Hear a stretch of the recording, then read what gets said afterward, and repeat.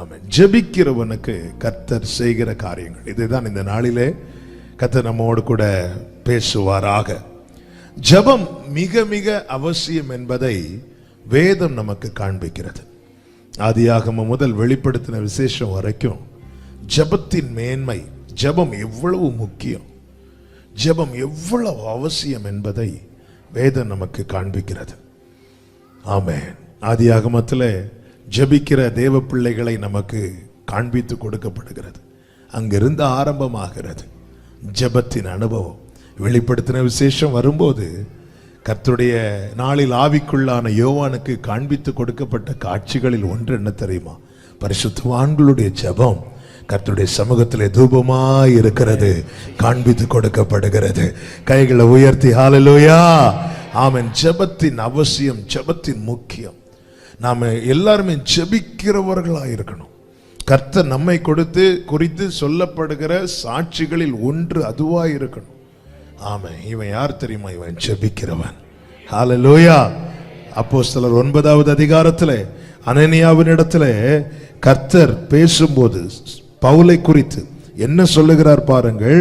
9:11 பிற்பகுதியில ஆமென், அவன் இப்பொழுது ஜெபம் பண்ணுகிறான். இது அவனே சொன்ன சாட்சி கிடையாது, இன்னொருத்தன் ஆளை வச்சு சொன்ன சாட்சியும் கிடையாது, கர்த்தர் சொன்ன சாட்சி. அவன் யார் தெரியுமா? ஜெபம் பண்ணுகிறவன். நம்மை குறித்து இப்படி அவர் சாட்சி கொடுக்கணும். ஆண்டவராகிய இயேசு கிறிஸ்து சொன்னார், என்னை குறித்து சாட்சி கொடுக்கிறவர் பரலோகத்தில் இருக்கிறார். நம்மை குறித்து கொடுக்கப்படுகிற சாட்சிகளில் இது ஒன்றாய் இருக்கணும். இவன் யார் தெரியுமா? ஜெபிக்கிறவன். ஹல்லேலூயா. ஜெபம் மிக அவசியம். ஆபிரகாமுடைய ஜெபத்தை பார்த்தீங்கன்னா அவன் ரொம்ப தாழ்த்தி ஜெபிக்கிறான். தேவனுக்கு முன்பாய் நின்று கொண்டு லோத்துக்காக, குடும்பத்துக்காக தன்னை சாம்பல் என்றான், தூள் என்றான், அடியேன் பேச துணிந்தேன். தன்னை மிகவும் தாழ்த்தி ஜெபிக்கிறான். ஈசாக்கின் ஜெப அனுபவத்தை பார்த்தீங்கன்னா அவன் ஜெபித்து தான் பெற்றுக் கொள்ளுகிறான். ஆமென். அவனுடைய திருமண காரியத்தை ஆனாலும் சரி, அவன் தியானம் பண்ணி கொண்டிருந்து கண்களை ஏறெடுத்த போது ரெபேக்காளை மூத்த வேலைக்காரன் அழைத்து கொண்டு வருகிறான். பிள்ளை இல்லை, மனைவிக்கு மலடியா இருக்கிற பிள்ளை இல்லை. பைபிள் சொல்லுது ஈசாக்கு வேண்டிக் கொண்டான், பெற்றுக்கொண்டான். ஈசாக்கின் ஜெப வாழ்க்கை வாக்குத்தத்த சந்ததி. அவன் வாக்குத்தத்த சந்ததினால சும்மா கிடைக்குமா? கிடைக்காது. ஜெபித்து தான் பெற்றுக்கொள்ளணும். சத்தமா ஆமென் சொல்லுங்க. ஆபிரகாம் வாழ்க்கையில ஜெபம் ரொம்ப அவசியமா இருந்துச்சு. ஈசாக்கின் வாழ்க்கையில வாக்குத்தத்த சந்ததினா சுதந்திரவாளி. சுதந்திரவாளியா இருந்தாலும் பைபிள் காட்டுது ஜெபித்து தான் பெற்றுக்கொள்ளணும். ஆமென் சொல்லுங்க. ஜெபத்தின் அவசியம் ரொம்ப முக்கியம். அதான் எங்க அப்பா ஜெபம் பண்ணியாச்சுல, இனி நான் ஜெபம் பண்ணணுமா? இல்ல, உங்க அப்பா ஜெபம் பண்ணியாச்சு, நீ வளர்ந்தாச்சு, இனி நீ ஜெபம் பண்ணி நீ பெற்றுக்கொள்ளணும். ஆமா. இன்னைக்கு எதுக்காக இது சொல்றேன்னா, இன்னைக்கு யூடியூபை தட்டினா ஆமா செய்திகளுக்கு பஞ்சம் இல்லை, ஆனால் அதில் அநேக காரியங்கள் துருபதேசங்களா இருக்கிறது. ஜெபத்தை அவ்வளவு ஜெபத்தின் அவசியத்தை, முக்கியத்துவத்தை அப்படியே அடிக்கிறது மாதிரி, நீ ஜெபிக்க தேவையில்லை, விசுவாசத்தோடு ஒரு வார்த்தை சொன்னா போதும் என்கிற நிலைக்கு கொண்டு போகிறது மாதிரி இன்னைக்கு அநேக பிசாசானவன் அப்படிதான் நுழைவான். பிசாசு அப்படி கண்ணை உருட்டிட்டு கொம்பெல்லாம் வச்சுட்டு வரமாட்டான். அவன் ஆட்டுத்தோலை போர்த்தி கொண்டுதான் ஆட்டு மந்தைக்குள்ளே நுழைவான். ஆமென். எனவே இது ரொம்ப கவனிக்கணும். ஹல்லேலூயா. முற்பிதாக்கள் ஆபிரகாம் வாழ்க்கையில ஜெபம் ரொம்ப முக்கியமா இருந்துச்சு. ஈசாக்கு ஒவ்வொன்றையும் ஜெபித்து தான் அவன் பெற்றுக்கொள்ளுகிறான். யாக்கோபுடைய ஜெபம் என்பது தாத்தா அப்பாவை விட ரொம்ப ஜாஸ்தியா இருந்துச்சு. ஹல்லேலூயா. ஆமென். ஆசீர்வாதம் எவ்வளவு ஜாஸ்தியா இருக்குதோ அதை விட ஜெபம் ரொம்ப ஜாஸ்தியா இருக்கணும். ஆபிரகாம் ஆசீர்வதிக்கப்பட்டதை விட ஈசாக்கு ரொம்ப ஆசீர்வதிக்கப்பட்டான். ஈசாக்கு ஆசீர்வதிக்கப்பட்டதை விட யாக்கோபு இன்னும் அதிகமாக ஆசீர்வதிக்கப்படுகிறான். ஆனால் ஆபிரகாம் எப்படி ஜெபித்தாரோ அதை விட அதிகமா ஈசாக்கு ஜெபிக்கிறாரு. ஈசாக்கு எப்படி ஜெபித்தாரோ அதை விட அதிகமா யாக்கோபு ஜெபிக்கிறார். ஹல்லேலூயா.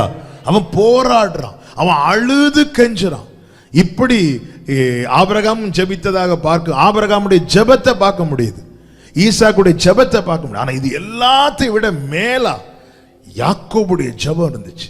ஜெப அனுபவம் தலைமுறை தலைமுறை தாண்ட மங்க கூடாது, அது இன்னும் பற்றி எறியணும். என் தகப்பன் ஜெபித்ததை விட நான் ஜெபிக்கணும், நான் ஜெபிக்கிறதை விட என் பிள்ளை ஜெபிக்கணும். இதுதான் ஒரு என்ன சொல்ல, நம்முடைய தலைமுறை இப்படி நிக்கணும். சத்தம் ஆமென் சொல்லுங்க பார்க்கலாம். மோசே வந்து ஜெபம் வந்து ரொம்ப கெஞ்சுவான். மோசே ஆண்டவர்கிட்ட கெஞ்சி பிரார்த்தித்தான் இருக்கிறது.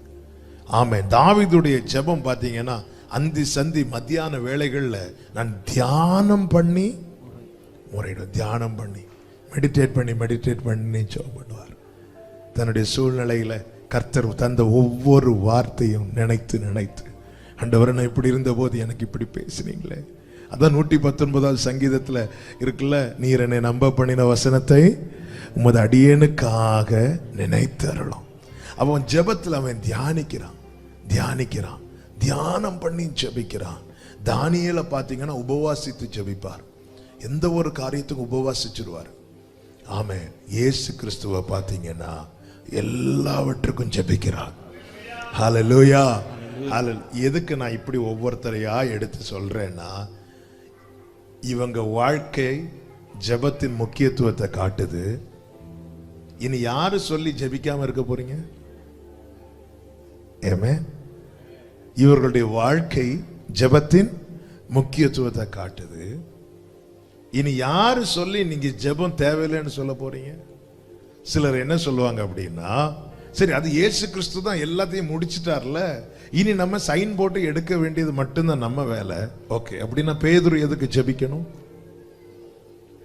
பவுல் எதுக்கு ஜெபிக்கணும்? அப்போஸ்தலர்கள் எதுக்கு ஜெபிக்கணும்? அவங்க இரவெல்லாம் ஜெபித்திருக்கிறார்கள், உபவாசம் பண்ணி ஜெபித்திருக்கிறார்கள். வழக்கமாய் ஜெபிக்கிறதுக்குன்னு ஒரு இடத்தையே செட் பண்ணி இருக்கிறாங்களா? ஜெபத்தின் முக்கியத்துவத்தை நல்லா புரிஞ்சுக்கோங்க. என்னைக்கு நம்முடைய வாழ்க்கையில ஜெபம் குறையுதோ அன்னைக்கு நம்முடைய மாம்சம் ரொம்ப எழும்ப ஆரம்பிச்சிடும்.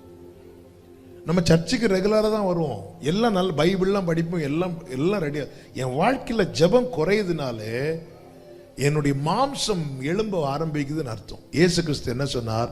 மாம்சம் பலவீனம் உள்ளது, ஆவிதான் அப்ப பலவீனம் தான் என்னில் ஓங்கி நிற்கும்.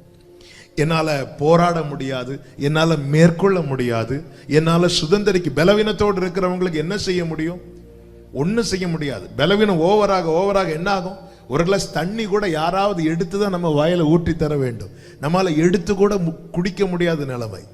இதுதான் பலவீனத்தின் விளைவுகள். பலவீனம் எழும்ப நம்மால மேற்கொள்ள முடியாது, போராட முடியாது, தொடர முடியாது, சுதந்திரிக்க முடியாது. இது பிசாசின் மிகப்பெரிய தந்திரம். எனவே தான் ஆண்டவர் சொல்லுகிறார், மாம்சம் பலவீனம் உள்ளது, அதுக்கு தான் நான் உனக்கு அபிஷேகத்தை கொடுத்திருக்கிறேன், நீ ஆவியில ஜெபம் பண்ணு. பத்மு தீவை எப்படி யோவான் மேற்கொண்டார்னா, ஆவியில. கர்த்தருடைய நாளில் நான் ஆவிக்குள்ளானேன். அதுக்கப்புறம் பத்மு தீவை குறித்து யோவான் பேசவே இல்லை, அதுக்கப்புறம் பரலோகத்தை குறித்து பேசுறான். அவன் மாம்சத்தில் இருந்த போது அல்லது மாம்சத்துக்குள்ளானவனாய் காணப்பட்ட போது பத்மு தீவை குறித்து பேசுகிறான், ஆவிக்குள்ளான போது பரலோகத்தை குறித்து பேசுகிறான். ஜெபத்தின் மேன்மை அறிந்து கொள்ள வேண்டும். ஜெபத்தின் அவசியத்தை, ஜெபம் இல்லாத வேற எந்த காரியத்துக்கும் ஜெபித்துதான் ஆகும். இயேசு கிறிஸ்து எல்லாவற்றுக்கும் ஜெபத்தை தான் முன்னாடி வைக்கிறார். ஜெபம் ஜெபம் ஜெபம் ஜெபம். ஆமென். நம்ம ஜெபிக்க சொல்லுவோம், தப்பு கிடையாது. பாஸ்டர்ஸ்ட ஜெபிக்க சொல்லணும், அதுக்கு தான் ஆண்டவர் வச்சிருக்கிறார். மூப்பர்கள்ட்ட அல்லது விசுவாசிகள்கிட்ட நமக்கு தெரியும் இவங்க ஜெபம் பண்ணுவாங்க அப்படின்னு. அப்படி நம்பிக்கைக்குரியவங்க சிலர் இருப்பாங்க, அவங்கள்ட்ட சொல்றது தப்பு கிடையாது. ஆனா நம்ம என்ன தப்பு பண்ணுவோம்னா, 10 பேர்ட்ட ஜெபிக்க சொல்லிட்டு நம்ம சும்மா இருப்போம் தெரியுமா? அதுதான் தப்பு. 10 பேர்ட்ட ஃபோன் பண்ணி ஜெபிக்க சொல்லிடுவோம். யூடியூபை பார்ப்போம், 10 மீட்டிங் பார்ப்போம், 10 நம்பர் எடுப்போம், ஃபோன் பண்ணி ஹலோ பிரேயர் சென்டரா?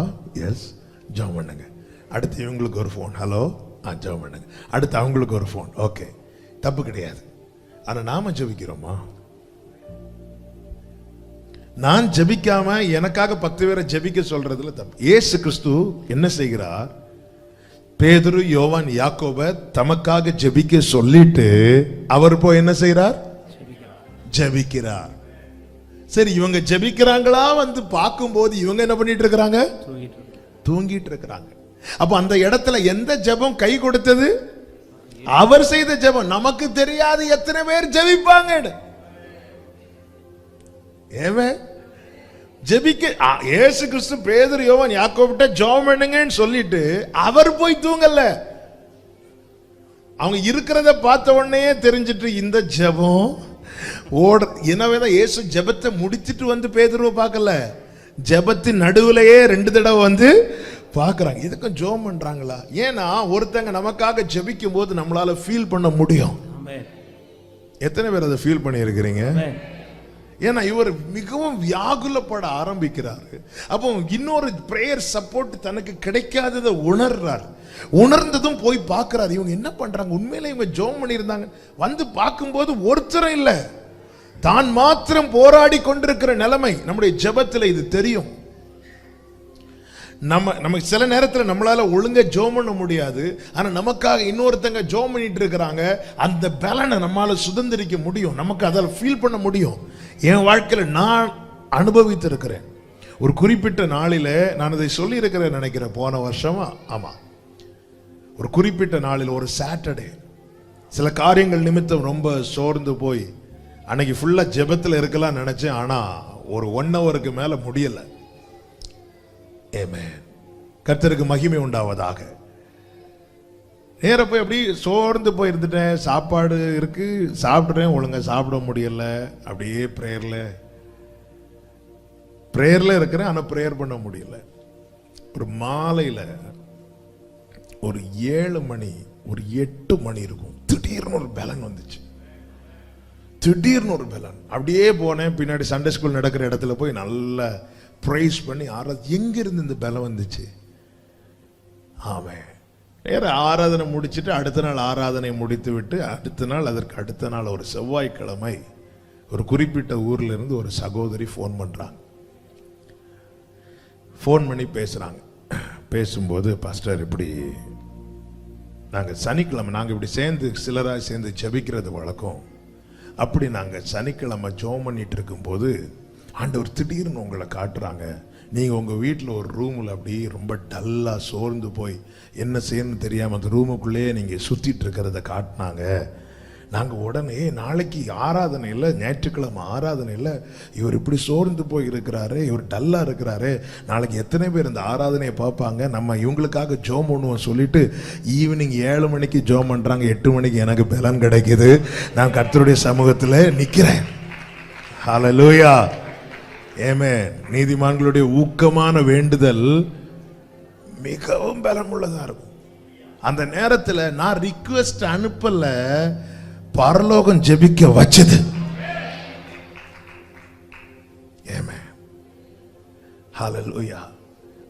நல்ல ஜெபத்தினுடைய வேல்யூவை மட்டும் அதை மறந்துடவே கூடாது. ஜெபம் ரொம்ப அவசியம். நான் என் வாழ்க்கையில ஜெபிக்காம எனக்கு ஒரு வாசல் திறக்கும் நான் எதிர்பார்த்துட்டு இருக்கிறேன், நான் என்னையே முட்டாளாக்கி கொண்டிருக்கிறேன் என்று அர்த்தம். இந்த வார்த்தையை நான் திரும்ப சொல்றேன், உங்க இருதயத்தில் எழுதி வச்சுக்கோங்க. நான் 10 பேரை ஜெபிக்க சொல்லி நான் எனக்காக ஜெபிக்காமல் எனக்கு ஒரு வாசல் திறக்கணும் நான் எதிர்பார்த்து கொண்டிருப்பேன், ஆனால் நான் என்னையே முட்டாளாக்கி கொண்டிருக்கிறேன், அல்லது நான் என்னையே ஏமாற்றி கொண்டிருக்கிறேன். எனக்கு ஜெபிக்க முடியாத சிச்சுவேஷன் வரும், அது என்ன விட அவருக்கு தெரியும். அடுத்த நாளும் காட்டி கொடுத்து ஜெபிக்க வைக்கல, அடுத்த நாள் என்னதான் ஜெபிக்க வச்சார். இது நல்லா இருக்கேன் ஆண்டவரே, நான் டல்லா இருக்கிறேன், நல்லா இருக்கிறவங்களை வச்சு ஜெபம் பண்ண வைங்க. அப்படி இல்லை. இந்த சாட்சியான ஒரு நாள் இன்னொரு வாட்டி லாஸ்ட் இயர் 2021 ஜனவரி, அதாவது 2020 டிசம்பர் 2021 ஜனவரி, இதெல்லாம் பார்த்தீங்கன்னா எனக்கு நல்ல கால் வலி. ஏன்னா கண்டினியூஸாக மீட்டிங் ஆன்லைனில் பண்ணிட்டு இருந்தோம். எனக்கு நல்ல கால் வலி ஆரம்பிச்சிட்டு என்னெல்லாமோ செஞ்சு பார்த்தோம். நின்று இப்படி பேசிட்டு போய் உக்காந்துட்டு ஒன்றுமே பண்ண முடியாது. தம்பி ஜஸ்டின் தான் வந்து காலைல எண்ணெல்லாம் போட்டு என்னெல்லாமோ பண்ணி பார்ப்பான், ஒன்றும் நடக்கலை. என்னாண்டு எனக்கு ஃப்ரீயா அப்படி நின்று அப்போ அம்மா சொன்னாங்க, நீ உட்காந்து பேசணும். ஐயோ, இந்த வயசுலயே உட்காந்து பேசுறதா? அது நடக்காது. பயங்கர கால். திடீர்னு ஒரு குறிப்பிட்ட ஊர்ல இருந்து ஒரு பாஸ்டருடைய மனைவி ஃபோன் பண்றாங்க. ஒரு திங்கக்கிழமை காலையில ஃபோன் பண்ணி, பாஸ்டர், நான் இத்தனைக்கு அவங்கள பார்த்ததே கிடையாது, அவங்க என்ன நேராக பார்த்துருக்காங்களான்னு எனக்கு தெரியாது, ஆன்லைன்ல பார்த்துருக்கலாம். ஆண்டவர் 1 வீக்கா உங்களுக்காக ஜெபம் பண்ண சொல்றாங்க. ஏதோ ஒரு பலவீனம் உங்களை வந்து ரொம்ப மேற்கொள்ள துடிச்சிட்டு இருக்கு. ஒரு 1 வீக்கா ப்ரேயர் பண்ண சொல்றாங்க பாஸ்டர் அப்படின்னு. ஒரு திங்கக்கிழமை காலையில், ஞாயிற்றுக்கிழமை நான் ரொம்ப பெயின்ல முடிச்சிட இடத்துல காலையில் எழும்பி அப்படி ஸ்தோத்திரம் ஆண்டவரே நன்றி. நான் சொன்னேன், ஆமாம் எனக்கு ஒரு கால் வலி ரொம்ப நாளாக இருக்குது, தேங்க்யூ, நீங்கள் ஜெபம் பண்ணிட்டீங்கல்ல, இனி அந்த பெயின் இருக்காது. இயேசுவின் நாமத்தில் சொல்கிறேன், அந்த வலி அப்படியே போயிட்டு. ஹல்லேலூயா. கர்த்தர் ஜெபிக்க வைக்கிறார். ஆமென். சில பலவீனங்கள் நம்மை மேற்கொள்ளும் போது அது என்னை விட அவருக்கு நல்லா தெரியும், நம்மளை விட அவருக்கு தெரியும். அவர் ஜெபிக்க வைப்பார். யாருன்னே தெரியாது, நமக்காக ஜெபம் பண்ணிட்டு இருப்பாங்க. ஆனா நாம நல்லா இருக்கும் போது இது நடக்காது. நல்லா இருக்கும் போது நாம தான் ஜெபிக்கணும். நமக்கு தெரியும், அது அவருக்கு தெரியும். எனக்கு என்ன பலன் இருக்கு, எனக்கு என்னால எது செய்ய முடியும். அவர் நேற்று ஒரு வார்த்தையை நான் மெடிடேட் பண்ண, எனக்கு ரொம்ப ரொம்ப பலனா இருந்துச்சு. ஏமே ஆமாம், அது செய்தி அல்ல, இருந்தாலும் நான் அதை டச் பண்ணதுனால சொல்றேன். கிதியோனை ஆண்டவர் அனுப்புவார். அனுப்பும் போது என்ன சொல்லி அனுப்புவார் அப்படின்னா, ஆமென், நியாயாதிபதிகள் 6:14 வாசிங்க. அப்பொழுது கர்த்தர் அவரை நோக்கி பார்த்து, உனக்கு இருக்கிற இந்த பலத்தோட போ, உன்னை அனுப்புகிறவர் நான் அல்லவா என்றார். ஆனா உண்மையிலே கிதியோனுக்கு உள்ளே மீதியானியரை மேற்கொள்ளுகிற பலன் இருக்குதான்னு கேட்டா இல்ல. அப்படி இருந்திருக்குமானால் அவன் இதுக்கு முன்னாடி மீதியானியரை மேற்கொண்டிருப்பான்ல. இப்போ ஆண்டவரே, அவனுக்குள் இருக்கிற பலன் என்ன பலன் ஆண்டவரே? ஒரு இடத்துல இருந்து இன்னொரு இடத்துக்கு போவதற்கான பலன். உனக்கு இருக்கிற இந்த பலத்தோட போ, உன்னை அனுப்புகிறது நான் அல்ல. போவதற்கான பலன் இருக்கிறது. அந்த பலத்தை பயன்படுத்தி அவன் புறப்படுகிறான். பைபிள் சொல்லுது 6வது அதிகாரம் அதனுடைய 34வது வசனத்தை வாசியுங்கள். அப்பொழுது கர்த்தருடைய ஆவியானவர் கிதியோன் மேல் இறங்கினார். கைகளை உயர்த்தி ஆமென் சொல்லுங்க பார்க்கலாம். ஹல்லேலூயா. அப்போ கிதியோனே, உனக்கு ஒரு பலன் இருக்குல்ல, அதை நீ பயன்படுத்து. இருக்கிறத நீ பயன்படுத்து, இல்லாததை நான் உனக்கு தருவேன். ஆமென். ஆமென். இருக்கிறத பயன்படுத்து. என்ன பலன் பா உனக்கு இருக்கு? நான் வந்து ஆராதிக்கிறேன், இந்த பலன் மட்டும்தான் இருக்கு. அடுத்த பலன் என்ன, அடுத்து எனக்கு தெரியாது. இருக்கிறத நீ பயன்படுத்து, இல்லாததை உனக்கு தருவார். ஹல்லேலூயா. ஆமென். இல்ல நான் அதை மேற்கொள்ள மாட்டேன், மேற்கொள்ளுகிற பலன் இல்ல, அது இல்ல, இது இருக்கு. என்ன இருக்கு? உன்னை அனுப்புறேன்ல, போ. அதுக்கப்புறம் நான் தரேன். உனக்கு இருக்கிற பலன். ஆமென். உனக்கு இல்லாத பலனை வச்சு இல்ல, உனக்கு இருக்கிற பலத்தோட போ. இருக்கிறத பயன்படுத்துங்க, இல்லாததை தருவார். ஆமென். இது செய்தி அல்ல, ஆனால் இது என்னை கடந்த நாளில பலப்படுத்தினதுனால உங்களுக்கு சொல்லுகிறேன். ஆமென். ஆண்டவர் உங்களுக்கு ஜெபிக்க வைக்கிறாரா, ஜெபிக்க தூண்டுறாரா? அந்த நேரத்தில் உங்க சோம்பேறித்தனத்தை அசதியாய் கவனிக்காம அதை விட்டுறாதீங்க. இருக்கிற தருணம், கிடைக்கிற தருணம், இருக்கிற பலன், இதை கண்டிப்பா பயன்படுத்தணும். காரணம், ஜெபம் மிக மிக அவசியமா இருக்கிறது. கைகளை உயர்த்தி ஆமென் சொல்லுங்க பார்க்கலாம். ஜெபிக்கிறவனுக்கு கர்த்தர் செய்கிற காரியங்கள் ஒரு 5 காரியங்களை நான் வேகமாய் சொல்லி ஜெபிக்க போகிறேன். முதலாவது பாருங்கள், 2 ராஜாக்களின் புஸ்தகம் அதனுடைய 13வது அதிகாரத்தின் 4வது வசனத்தை வாசிக்க கேட்கலாம். 2 ராஜாக்களின் புஸ்தகம் 13:4.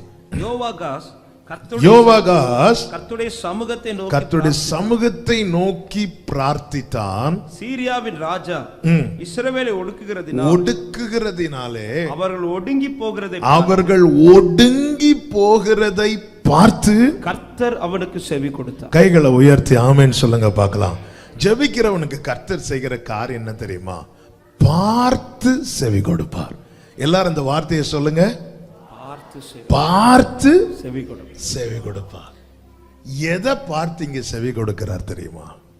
அவனை பார்த்துல, அவனை பார்த்தா அவருக்கு செவி கொடுக்கவே முடியாது. ஏனென்றால் இந்த பிரச்சனைக்கு காரணமே யாருதான்?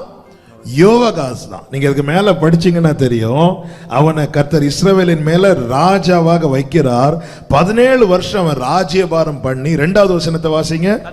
கர்த்தரின் பார்வைக்கு பொல்லாப்பானதை செய்தான்.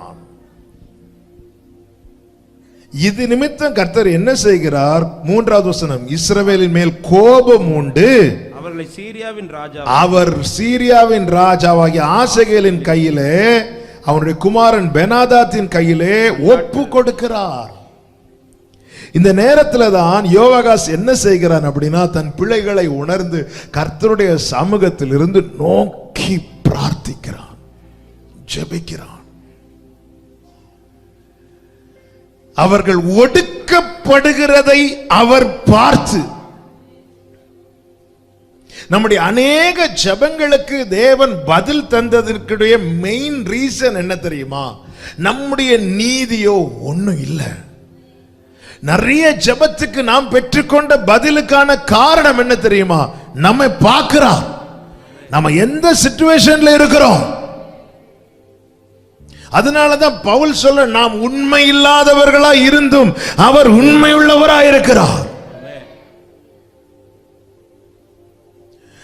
தேவன் அப்ப இந்த இடத்துல யோவாகாசே, உன் கிரியைகளின் நிமித்தம் உனக்கு பதில் கிடைச்சிருக்கும்னா நிச்சயமா கிடைச்சிருக்காது. தேவனுடைய இரக்கத்தின் நிமித்தம் உனக்கு இந்த பதில் கிடைத்திருக்கிறது. இனி நீ என்ன செய்யணும் அப்படின்னா, இனி திருப்பியும் தேவனை கோபப்படுத்தாதபடிக்கு பயத்தோடு வாழணும். மனாசே அப்படிதான் ஜெபிக்கிறான். அவன் ஜெபித்து கர்த்தர் இறங்கி அவனுக்கு கிரியை செய்ததும் அவன் ஓடி போய் என்ன பண்றான் அப்படின்னா, தேசத்தில் இருக்கிற அவ்வளவு விக்கிரகங்களையும் அடிச்சு போட்டான். இனி இதெல்லாம் இருக்கக்கூடாது. இனி ஒரு விசை என் வாழ்க்கையில் இப்படி ஒரு பொல்லாப்பு வந்து விடக்கூடாது. இனி ஒரு விசை நான் தேவனை கோபப்படுத்துகிறவனாய் காணப்படக்கூடாது. கர்த்தருக்கு மாத்திரம் மகிமை உண்டாவதாக. அப்போ தேவன் ஜெபிக்கும் போது நாம எந்த சிச்சுவேஷன்ல இருக்கிறோம் என்பதை கர்த்தர் பார்க்கிறார்.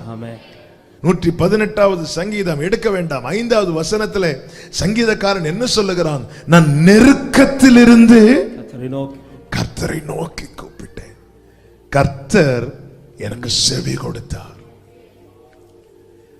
எப்படி செவி கொடுத்தார்னா, என் நெருக்கத்தை கர்த்தர் பார்க்கிறார். சங்கீதம் 3:1 தாவீது சொல்லுகிறான், என் சத்துருக்கள் எவ்வளவாய் பெருகி இருக்கிறார்கள்.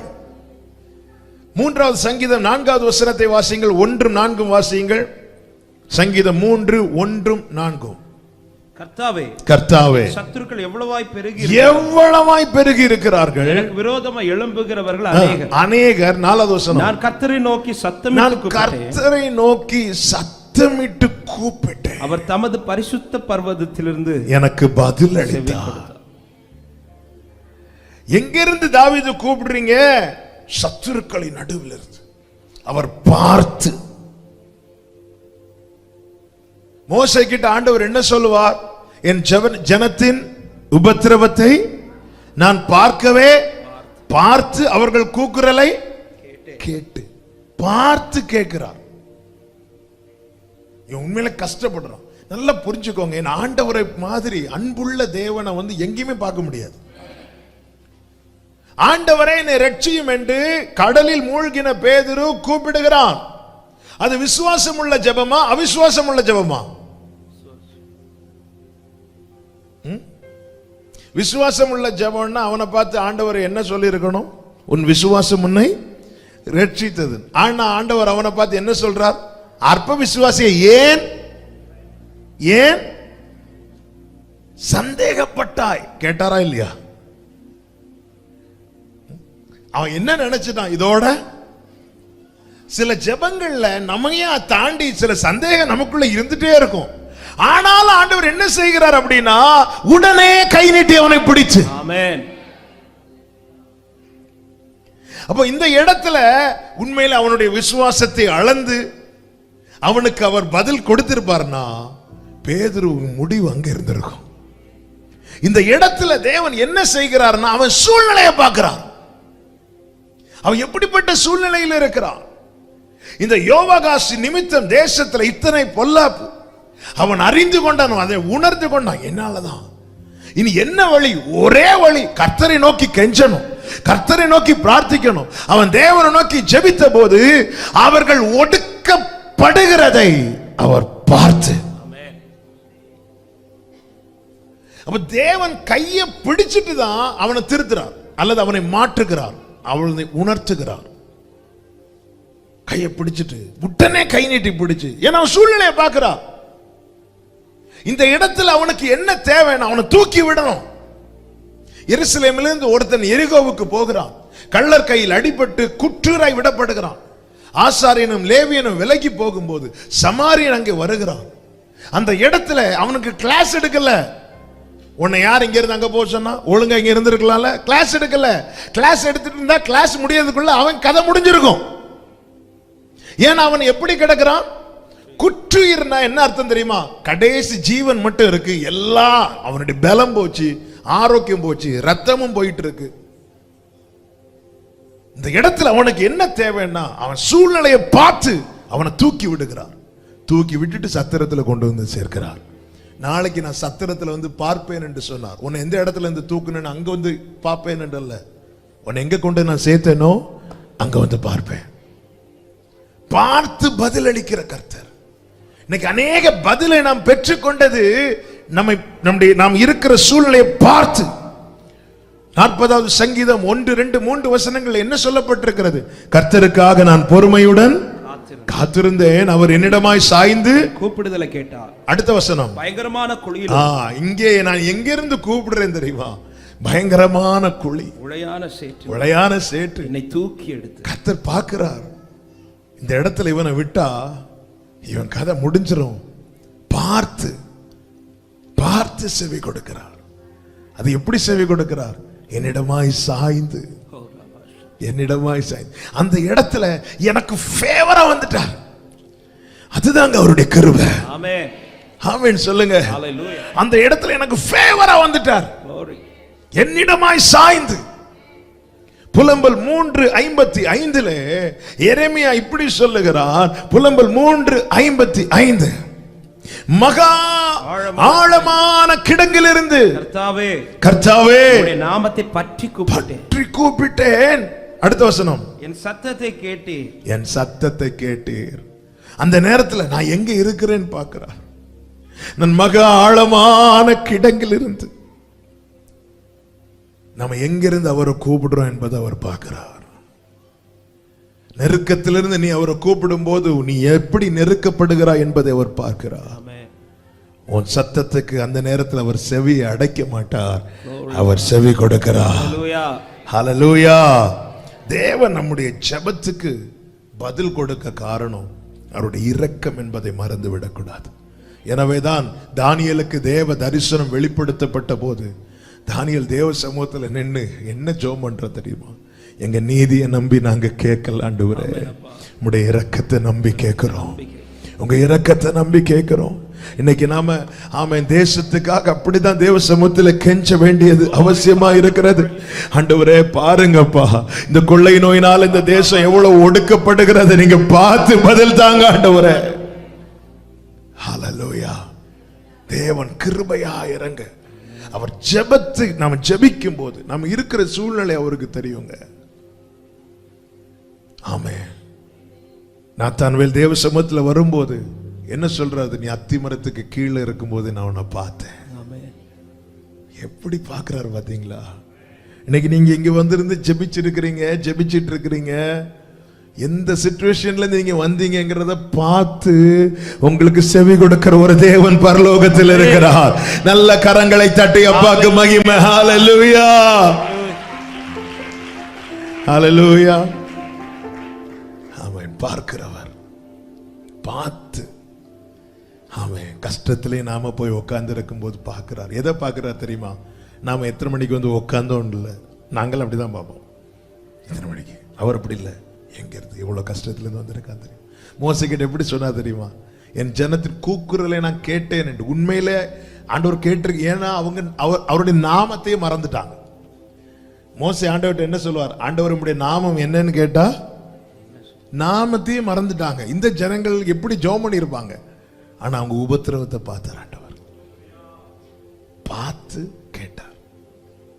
ஆகாரின் கண்ணீருக்கு அவர் பதில் கொடுக்க காரணம் என்ன தெரியுமா? அந்த உபத்திரவத்தை பார்க்கிறானே.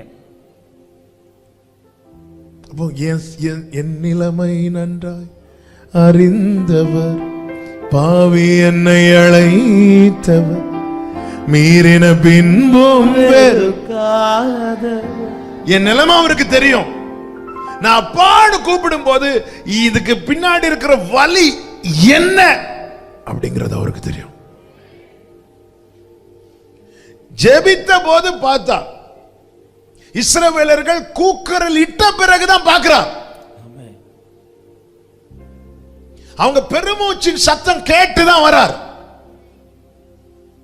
உன் வேதனை நெருக்கத்தை காரணம் காட்டி ஜெபிக்காமல் இருக்கிறாயோ, நீ ஏன் கர்த்தருடைய பார்வைக்கு மறைந்து மறைந்து போகிறாய்? சரி, நான் இப்படி தப்பு பண்ணிட்டேன், அதனால தான் இந்த பிரச்சனை அப்படி சொல்லிட்டு நீ அப்படி ஓரமா போறியா? இல்ல இல்ல, இதுல இருந்து வெளியே வரதான் கர்த்தர் பேசி கொண்டிருக்கிறார். ஆமா, நான் இப்படி ஒரு தப்பு பண்ணிட்டேன், என் வாழ்க்கையில் இவ்வளவு ஒரு பிரச்சனை, இப்படி ஒரு காரியம் செஞ்சு, அதனாலதான் இனி அவ்வளவுதான், ஆண்டவரே எனக்கு செவி கொடுக்க மாட்டார் சொல்லிட்டு நீ ஒதுங்கிறாத. உன் பிள்ளைகளை உணர்ந்து கர்த்தருடைய முகத்துக்கு நோக்கி பார். இரக்கத்துக்காய் நீ கெஞ்சுவாயானால் இதோ உன் ஜெபத்தை செவி சாய்க்கிற ஒரு கர்த்தர் இருக்கிறார். அவர் பார்த்து செவி கொடுக்கிறார். ஆமென். முழு விசுவாசத்தோடு பேதுரு, சந்தேகம் உள்ள இருக்கு, ஆண்டவரே ரட்சியும் என்கிறார். ஆண்டவர் கையை பிடிச்சிட்டு ஏன் சந்தேகம்? ஆமென். அந்த இடத்துல நீதிக்கு தக்க பலன் கொடுக்கல, அவருடைய இரக்கத்துக்கு தக்க பலன் கொடுக்கிறார். நான் இதை தியானித்த போது ஆண்டவரே, அப்ப நாம் பெற்றுக்கொண்ட ஜெபத்தின் பலன் எல்லாமே ஆமென் நீங்க பார்த்து தந்ததப்பா, பார்த்து செஞ்சதப்பா. ஹல்லேலூயா, ஹல்லேலூயா. ஆமென். எத்தனை பேர் நம்புறீங்க? என்ன சூழ்நிலையை பார்க்கிறார். ஆமென். நான் ஆழமான கிடங்கில் இருக்கிறத பார்க்கிறார், நான் நெருக்கத்தில் இருக்கிறத பார்க்கிறார், என் சத்துருக்கள் சூழ்ந்திருக்கிறத பார்க்கிறார், பயங்கரமான குழியில் இருக்கிறத பார்க்கிறார், ஒடுக்கப்படுகிறதை பார்க்கிறார்.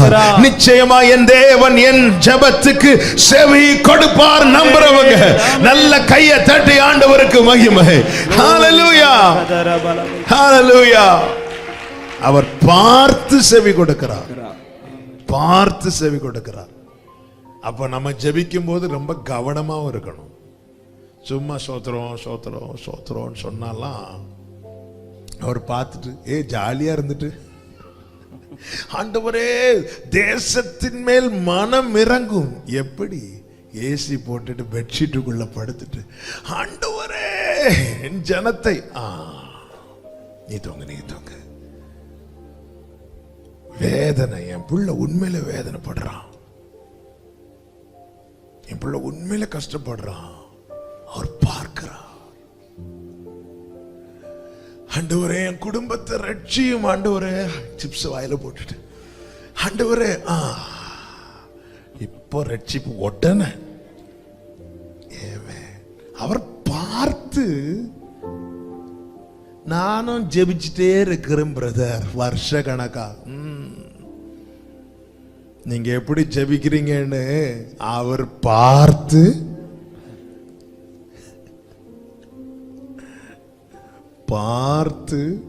செவி கொடுக்கிறார். தாவீதுக்கு இப்படி செவி கொடுத்தார் தெரியுமா? 18வது சங்கீதத்துல தாவீதுனுடைய சாட்சி அது. 18வது சங்கீதம் அதனுடைய 4 முதல் வேகமாய் 6வது வசனத்தை வாசிங்க. நேரம். எனக்கு உண்டான நெருக்கத்தில் இருந்து கர்த்தரை நோக்கி கூப்பிட்டு தேவனை நோக்கி அபயமிட்டேன். நமது ஆலயத்திலிருந்து என் சத்தத்தை கேட்டார். அபயமிட்டேன்னு அழுறேன், சத்தம் போடுறேன். அப்பா நெருக்கத்தை பாருங்கப்பா, 4ல இருந்து பாருங்க. மரண கட்டுகள் என்னை சுட்டி கொள்ளுதுப்பா, துர்ச்சன பிரவாகம் என்னை பயப்படுத்துதுப்பா, பாதாள கட்டுகள் என்னை சூழ்ந்து கொள்ளுது, மரண கண்ணி என் மேல விழுந்துட்டுப்பான்னு சொல்லிட்டு அவன் கதறின போது கர்த்தர் எப்படி செவி கொடுக்கிறாரா? தமது ஆலயத்திலிருந்து என் சத்தத்தை கேட்டார். கூப்பிடுதல் அவர் சந்நிதியில், என் கூப்பிடுதல் நேரம் எங்க போச்சு? அவருடைய சமூகத்தில் போய் அவர் செவிகளில் ஏறிற்று.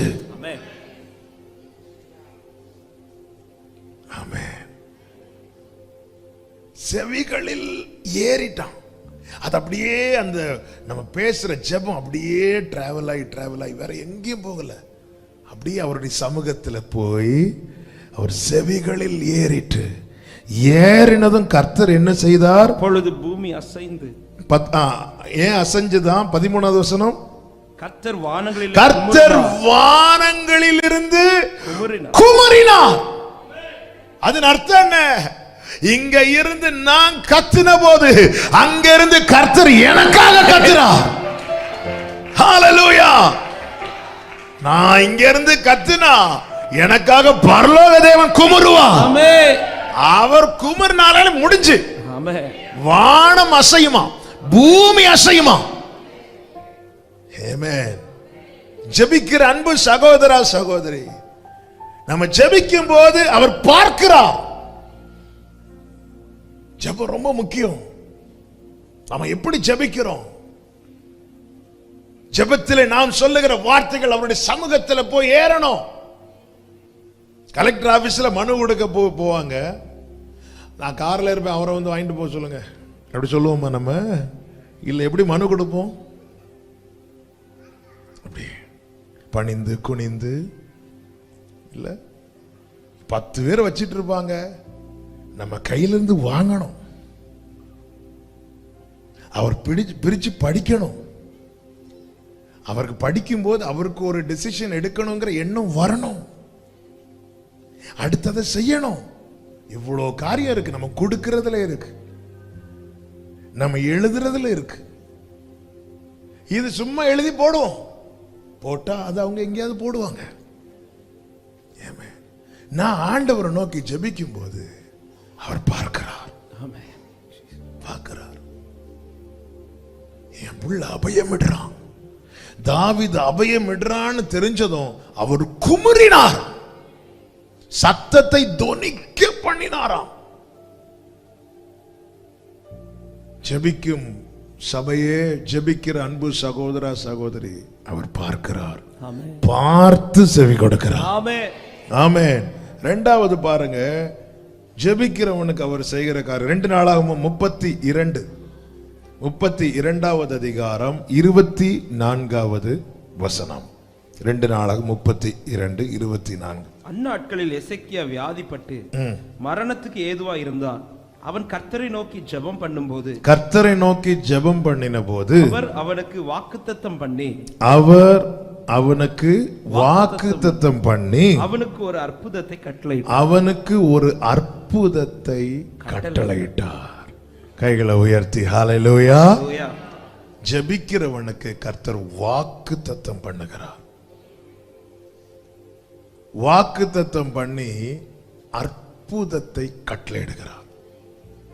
அப்ப ஜெபம் அடுத்து, வாக்குத்தத்தம் அடுத்து, அற்புதம். என் ஜெபத்துக்கு செவி கொடுத்தார் என்பதின் அடையாளம் என்ன தெரியுமா? எனக்கு அவர் தருகிற வாக்குத்தத்தம் அல்லது வார்த்தை. இந்த 3 சொன்னேன், ஜெபம், வாக்குத்தத்தம், அற்புதம். இந்த 2 நடந்தவங்க கை தூக்குங்க. இந்த 2 நடந்தவங்க கை தூக்குங்க. நல்ல ஓகே. 2 பெருசா 1 பெருசா?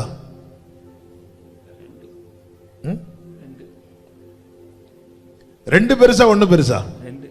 2. சிலர் இப்படி எண்ணி பார்க்க, இந்த சைடு 1 இருக்கு. இந்த 2 நடந்திருக்குன்னா இந்த 1 நடக்குமா நடக்காதா? நடக்கும். சத்தமா சொல்லுங்க, நடக்கும். ஹல்லேலூயா. ஜெபம், வாக்குத்தத்தம், அற்புதம். ஆமென். ஜெபிக்கிறவன், என் ஜெபம் அவர் செவிகளில் ஏறிட்டு என்பதின் அடையாளம் என்ன தெரியுமா? எனக்கு கர்த்தர் தருகிற வார்த்தை. ஆமென். என் ஜெபத்தை கேட்டு எனக்கு ஒரு பதிலை தந்தது உண்டானால் நான் விசுவாசிக்கிறேன், என் வாழ்க்கையில் அற்புதம் நடக்கும். அதை காணதான் இன்னும் என்னை ஜீவனோடு வைத்திருக்கிறார் என்று நம்புகிறவர்கள் நல்ல கையை தட்டி அப்பாக்கு மகிமை.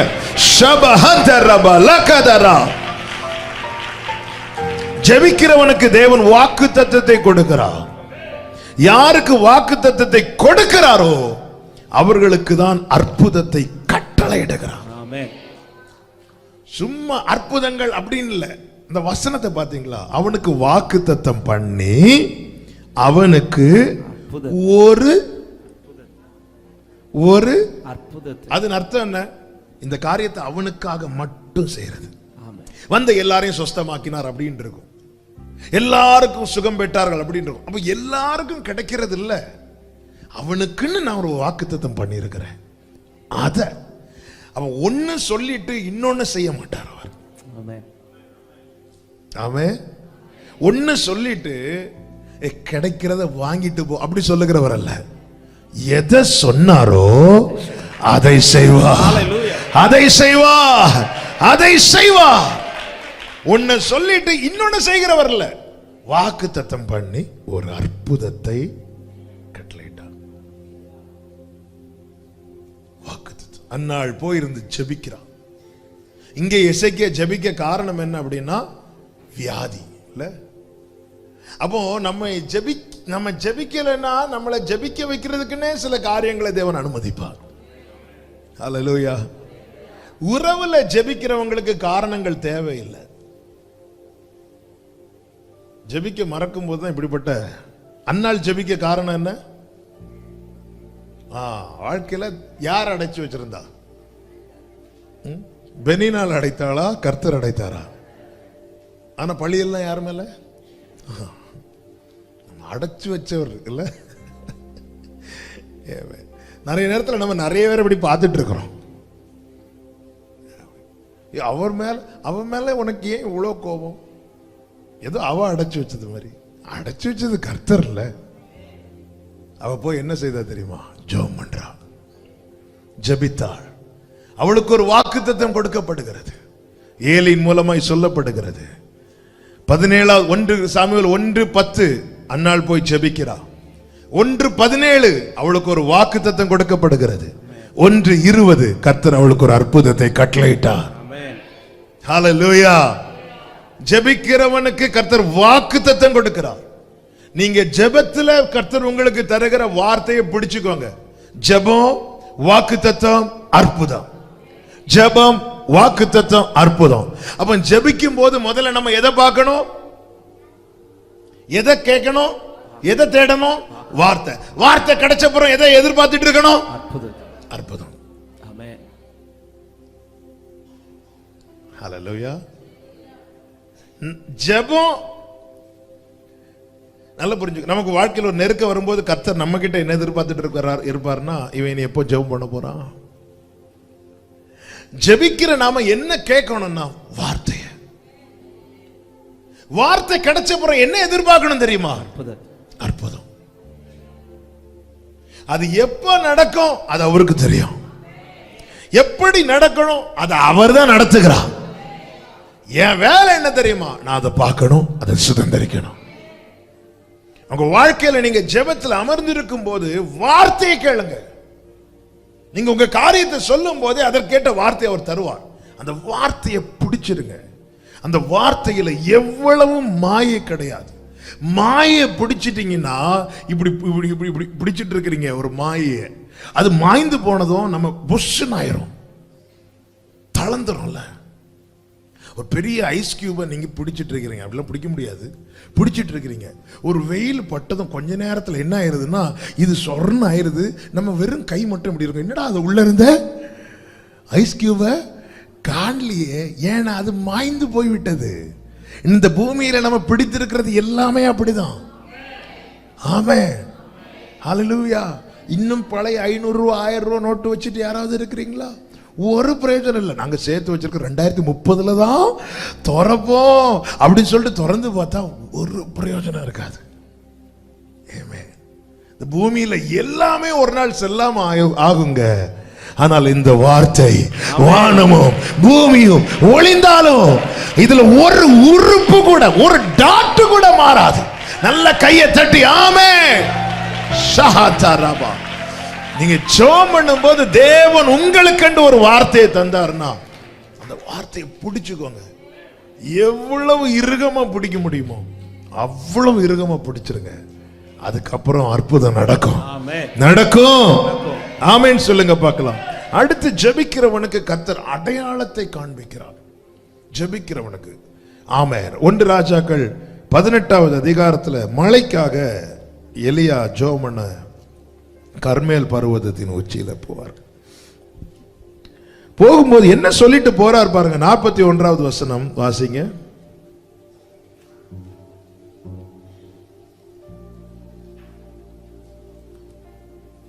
18:41 பின்பு எலியா ஆகாவை நோக்கி நீர் போ போஜனபானம் பண்ணும் பெருமழையின் இரைச்சல் கேட்கப்படுகிறது. கேட்கும் என்று சொன்னானா கேட்கப்படுகிறது என்று சொன்னானா? கேட்கப்படுகிறது.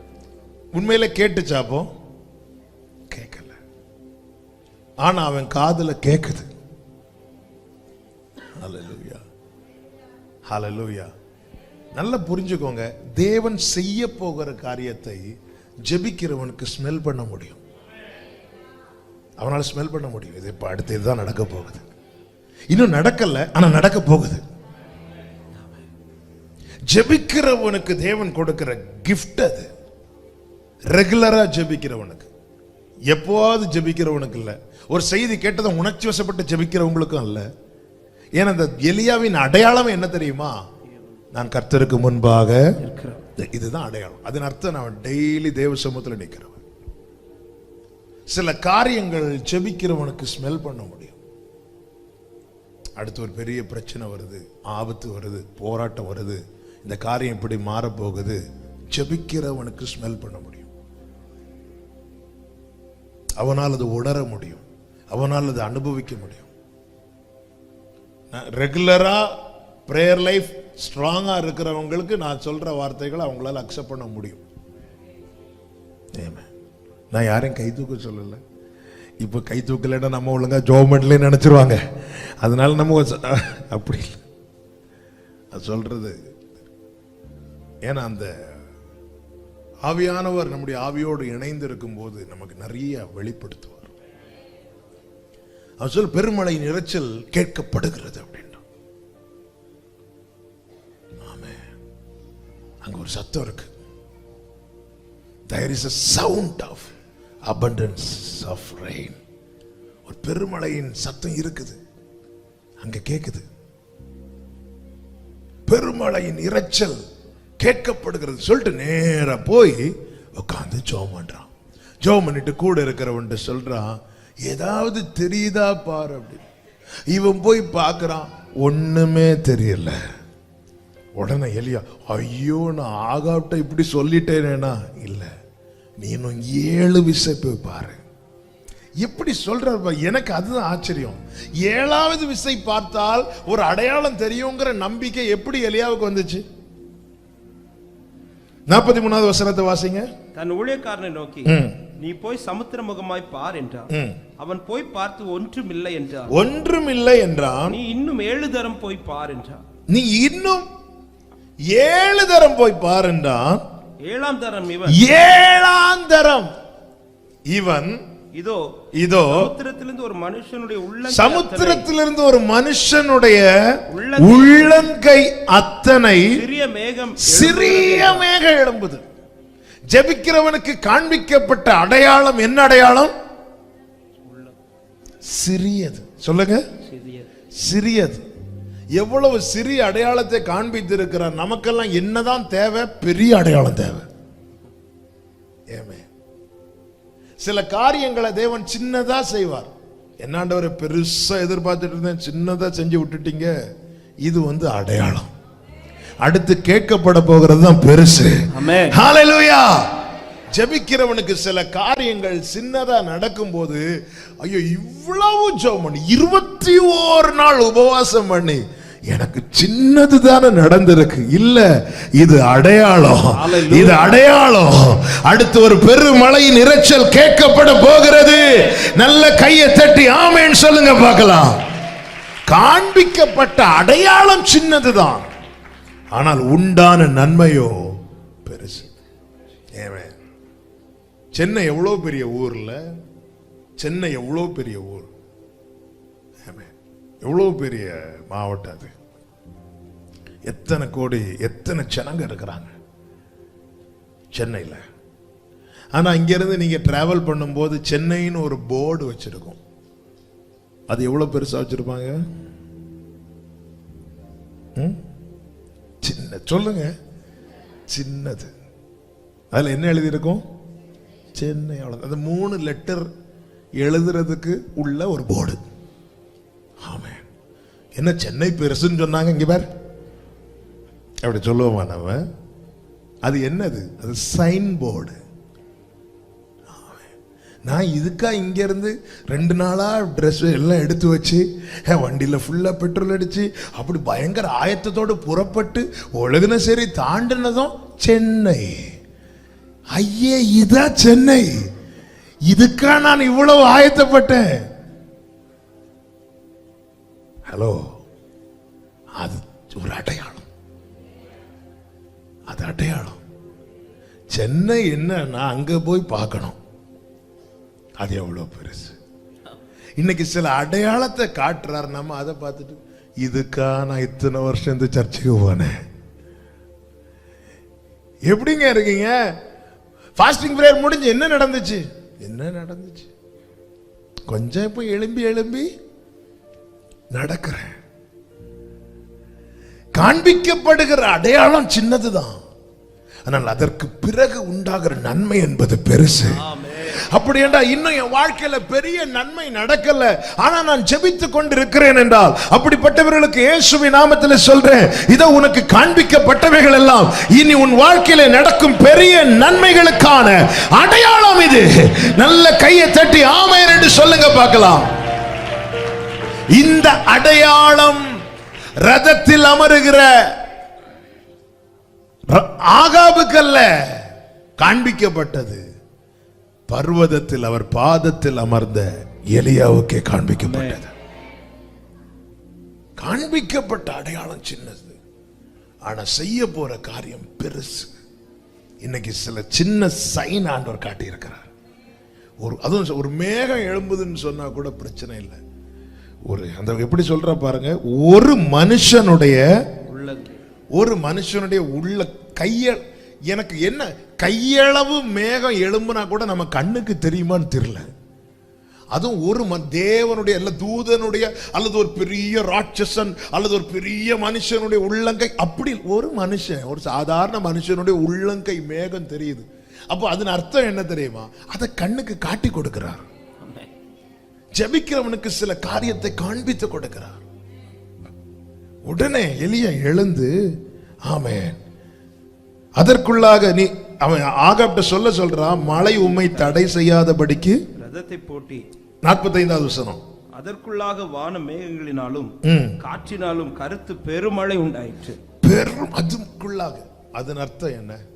நம்ம இனி என்ன நினைப்போம்? எப்போ மழை பெய்யும்னு நம்ம நினைப்போம். உள்ளங்கை மேகத்தை பார்த்து யாராவது ப்ரெடிக்ட் பண்ணுவாங்களா மழை பெய்யும்னு? நம்ம எப்போ மழை வரும் நினைப்போம் தெரியுமா? வானத்தை பார்க்கும்போது சூழ்ந்து மேகம் சூழ்ந்து இருக்கணும். அப்போதான் நம்ம பெரிய தீர்க்க தரிசனமா சொல்லுவோம், இன்னைக்கு இன்று மழை பெய்ய. அப்படி வெளியே பார்த்துட்டு ஹல்லேலூயா. உள்ளங்கை மேகத்தை பார்த்து ஒருத்தர் சொல்றான், நீ சீக்கிரம் பெய்யுறு, மழை ஹெவியா வர போகுதுன்னு. நான் தான் சொன்னேன் அல்லவா, ஜெபிக்கிறவனுக்கு சில காரியத்தை ஸ்மெல் பண்ண முடியும். ஆண்டவர் உணர வைப்பா. சில காரியங்கள் உங்க ஜெபத்துல உணர வைக்கிறார்னா நம்பி புறப்படுங்கள். கர்த்தர் பெரிய காரியங்களை செய்ய போகிறார். ஹல்லேலூயா, ஆமென். நம்ம எதங்க பார்க்கிறோம்? ஆண்டவரே உள்ளங்கை மேகம் தான் இருக்கு.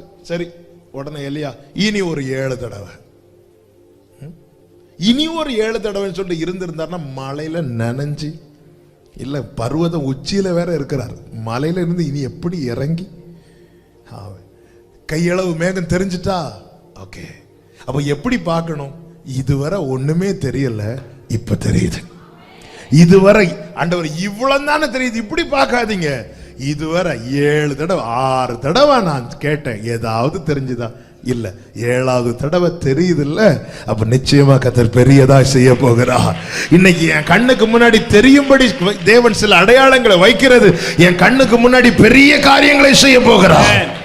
ஆமென், ஹல்லேலூயா. ஜெபிக்கிறவனுக்கு அடையாளத்தினாலே கர்த்தர் காண்பித்து கொடுக்கிறார். இன்னும் 2 காரியத்தை சொல்லி ஜெபிக்கிறேன். ஜெபிக்கிறவனுக்கு கர்த்தர் செய்கிற அடுத்த காரியம் என்ன? திருத்துகிறார். ஆமென். இதுக்கெல்லாம் ஆமென் குறைஞ்சிட்டு. ஹல்லேலூயா. பேதுரு ஜெபிக்க போய் உட்கார்ந்து இருக்கிறான். 10:9 வாசிங்க. அப்போஸ்தலர் 10:9. மறுநாளிலே அவர்கள் பிரயாணப்பட்டு அவர்கள் பிரயாணப்பட்டு அந்த பட்டணத்துக்கு சமீபித்து வருகையில் பேதுரு 6ஆம் மணி நேரத்தில் ஜெபம் பண்ணும்படி மேல் வீட்டில் ஏறினான். பேதுரு ஜெபிக்க ஏறும்போது கர்த்தர் என்ன செய்கிறார் அப்படின்னா ஒரு தரிசனத்தை காண்பிக்கிறார்.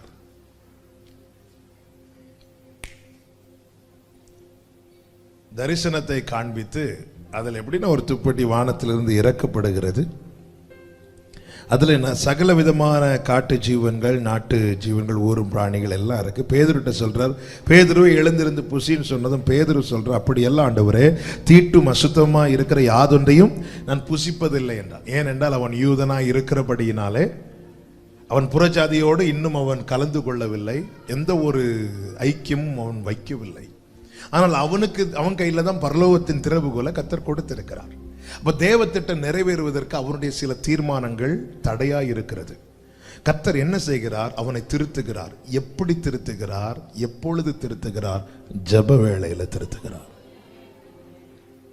ஜெப வேளையில அவனை திருத்துகிறார். ஆண்டவர் தேவன் சுத்தமாக்கினதை நீ தீட்டென்று அசுத்தம் என்று சொல்லாதேங்கிறார். இப்படி 2-3 தடவை சொல்லிட்டு அந்த தரிசனம் முடிகிறது. அவன் சிந்தித்து கொண்டிருந்த போது சீமோன் அது கொர்நேலியு வீட்டில் இருந்து ஆட்கள் வருகிறார்கள். அவர்களோடு கூட போக ஆவியானவர் அவனை ஏவுகிறார். அவன் போய் சொன்ன வார்த்தை என்ன தெரியுமா? 28வது வசனத்தை வாசியுங்கள். 27-28. அவனுடனே பேசிக்கொண்டு உள்ளே போய் அநேகர் கூடி வந்திருக்கிறதை கண்டு அவர்களை நோக்கி, அந்நிய ஜாதியானுடைய கலந்து அவனிடத்தில் போக்குவரவாய் இருப்பது யூதனானவனுக்கு விலக்கப்பட்டிருந்தது என்று நீங்கள் அறிந்திருக்கிறீர்கள். அப்படி இருந்தும் எந்த மனுஷனையும் தீட்டுள்ளவன் என்றும் அசுத்தன் என்றும் நான் சொல்லாதபடிக்கு தேவன் எனக்கு காண்பித்திருக்கிறார். உண்மையாய் ஜெபிக்கிறவன் திருத்தப்படுவான். திருத்தப்பட்டவன் எந்த ஒரு மனுஷனை பார்த்தோம் இவன் தீட்டுள்ளவன் என்றும் இவன் அசுத்தன் என்றும் சொல்ல மாட்டான். ஒருத்தனை பார்த்து இவன் தாழ்ந்த ஜாதி, இவன் தீட்டுள்ளவன், இவன் அசுத்தன் என்று சொல்லுவானால் அவன் ஜெபிக்கிறவன் கிடையாது. அவன் தேவனை நோக்கி ஜெபிக்கிறவன் கிடையாது.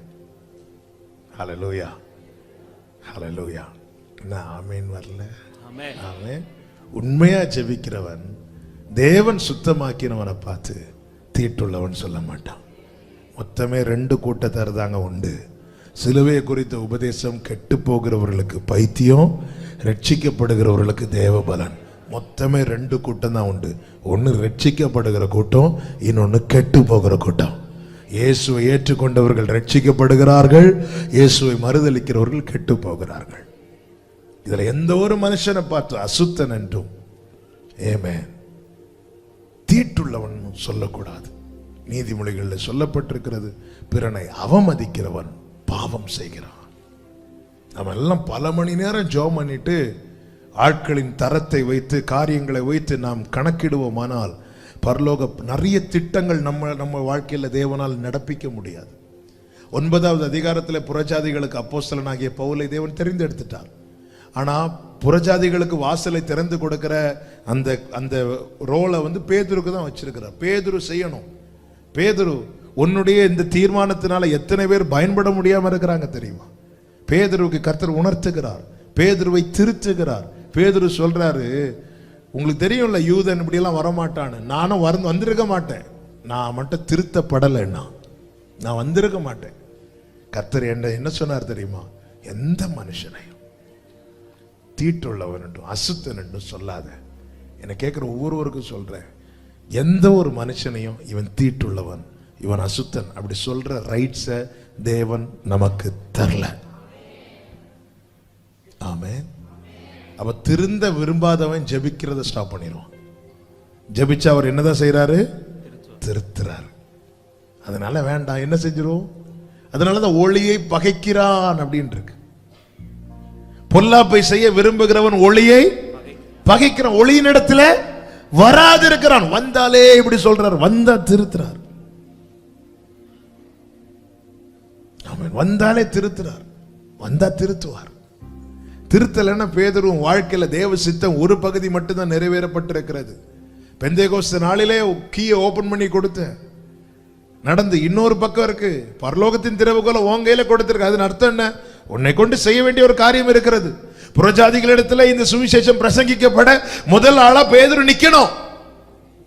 ஆனா நான் யூதன், நான் எப்படி போவேன்? ஆண்டவர் பார்த்தார், வெளிப்படுத்துறார், பேதுரு தப்பு, தேவன் சுத்தமாக்கிட்டார். இனி நீ அப்படிதான் பார்க்கணும். எந்த மனுஷனையும் தீட்டுள்ளவன் என்றோ அசுத்தன் என்றோ சொல்றதுக்கு உனக்கு ரைட்ஸ் கிடையாது. ஜெபிக்கும் போது தேவன் என்ன செய்யறார்? திருத்துவார். நீ பலிபீடத்துல பலியை கொண்டு வைக்கும் போதே ஆண்டவர் திருத்துவார். உன் சகோதரன் பேர்ல குறை இருக்கு, போ போ போய் சால்வ் ஆயிட்டு வா. இல்ல ஆண்டவரே ஆண்டவரே ஆண்டவரே டைம் இல்ல ஆண்டவரே, இந்த பலியை மட்டும். ஆண்டவர் என்ன கேட்பார் தெரியுமா? நம்ம அவர்கிட்ட ரொம்ப பிஸின்னு ஓடும் போது ஆண்டவர் நம்மளை பிடிச்சு வச்சு கேட்கிற கேள்வி என்னன்னா, என்னை விட பிஸியோ? கேட்பாரா கேட்க மாட்டாரா? இந்த பூமியிலே எல்லா மனிதனுக்கும் உறங்குறதுக்கு டைம் உண்டு. ஒரே ஒருத்தருக்கு மட்டும் உறங்குறதுக்கு, ஏன் கண்ணிமை மூடுறதுக்கு கூட டைம் இல்லை. அவர் தான் என் ஆண்டவர். அவர் உறங்கினார்னா அவ்வளவுதான். கொஞ்ச நேரம் தூங்கினார்ல போட்ல, நடந்தது என்ன பாத்தீங்கல்ல? இவ்வளவு நம்ம இங்க தூங்கும் போது அமெரிக்காக்காரன் எழும்பி இருந்து ஓ லார்ட் ஜீசஸ் அப்படிமா. அவருக்கு ரெஸ்டே இல்ல. அவர் சொல்றாரு, நான் வெயிட் பண்றேன், நீ போய் ஒப்புரவாயிட்டு வா, சால்வ் ஆயிட்டு வா. இல்ல ஆண்டவரே, டைம் இல்ல ஆண்டவரே. ஆண்டவர் பாப்பார், உனக்கு டைம் கொஞ்சம் குறைச்சிட வேண்டியதுதான். காலங்கள் அவர் நினைச்சா கூட்டவும் முடியும், குறைக்கவும் முடியும். ஹல்லேலூயா. மனுஷன் பாவம் செஞ்சதும் டைம் குறைச்சார்ல. மனுஷனுடைய ஆயுசு நாட்கள் இனி 120 குறைச்சார்ல. எசேக்கியா அழுது கெஞ்சினதும் கூட்டினாரா இல்லையா? ஆமே. ஹல்லேலூயா. நம்முடைய காலங்கள் டாக்டர்ஸ் கையில் அல்ல, நம்மை சிருஷ்டித்தவர் கையில் இருக்கிறது. அவரால் கூட்டவும் முடியும், சொல்லுங்க, குறைக்கவும் முடியும். ஹல்லேலூயா. அவர்கிட்ட போய் ஆண்டவர் டைம் இல்லை, ஆமாடா உனக்கு டைம், ஆமா டைம் இல்லைன்னு சொல்லி டைமை குறைச்சிடாதே. ஹல்லேலூயா. சொல்லும் ஆண்டவரே, இல்லப்பா இந்த தப்பு இருக்கு போன்ட்ட. ஓகே ஆண்டவரே, மாத்திக்கோங்க. பேதுரு சொல்றார், நான் யூதன் தெரியும்ல, வரக்கூடாதுன்னு ஒரு தடை விதிக்கப்பட்டிருக்கு. ஆனா நான் ஏன் வந்திருக்கேன் தெரியுமா? நான் திருத்தப்பட்டவன், நான் திருத்தப்பட்டவன். எப்படி பேதுரு திருத்தப்பட்டீங்க? நான் ஜெபம் பண்ண போய் உக்காந்தேன், என் அப்பா என்னை திருத்தினார். ஹல்லேலூயா. அடுத்து என்ன செய்கிறார் தெரியுமா? மத்தேயு 6:6 வாசிங்க, நம்ம ஜெபிக்கலாம். மத்தேயு சுவிசேஷம் 6வது அதிகாரத்தின் 6வது வசனம். நீயோ ஜெபம் பண்ணும்போது உன் அறை வீட்டுக்குள் பிரவேசித்து உன் கதவை பூட்டி அந்தரங்கத்தில் இருக்கிற உன் பிதாவை நோக்கி ஜெபம் பண்ண, அப்பொழுது அந்தரங்கத்தில் பார்க்கிற உன் பிதா வெளியரங்கமாய் உனக்கு பலன் அளிப்பார். கைகளை உயர்த்தி ஆமென் சொல்லுங்க பார்க்கலாம். ஜெபிக்கிறவனுக்கு அவர் பதில் அளிக்கிறவர் மாத்திரமல்ல, ஏற்ற வேளையிலே பலன் அளிக்கிறவராக இருக்கிறார். ஹல்லேலூயா. ஜெபிக்கும் போது வாக்கு கொடுக்கிறார், பதில் அளிக்கிறார்.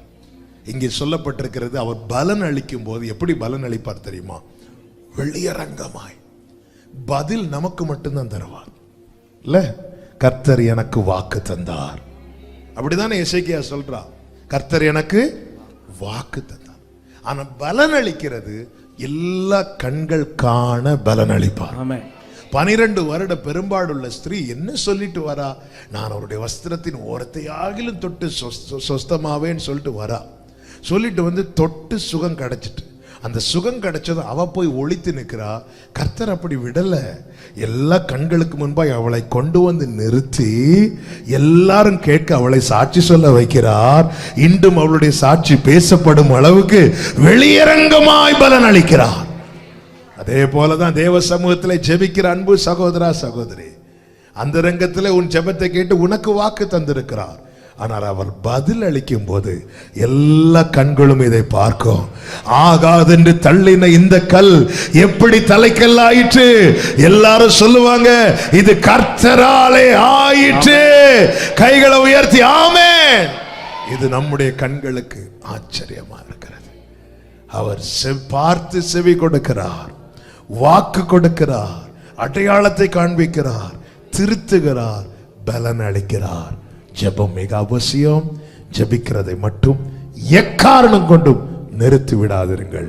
ஜெபிக்கிறவன் தான் ஜெயிக்கிறவனாய் மாறுவான். எல்லாரும் கண்களை மூடி, ஜெப ஆவி என்னில் ஊற்றும் தேவா, ஜெப சிந்தை என்னில் தாரும் தேவா. முழங்கால் போட முடிந்தால் ஒரு 5 நிமிஷம் இந்த பாடலை நம்ம பாடி, எனக்கு அந்த ஜெபிக்கணும்ப்பா. நான் ஒரு நாள் ரொம்ப ஜெபம் பண்றேன், அடுத்த சில நாள் அப்படியே ஜெபத்துல தொய்ந்து போற இந்த நிலை எனக்கு வேண்டாம். அனுதினமும் ஜெபிக்கணும். ஜெபிக்க வைங்கப்பா, ஜெப ஆவி என்னில் ஊற்றும் தேவா,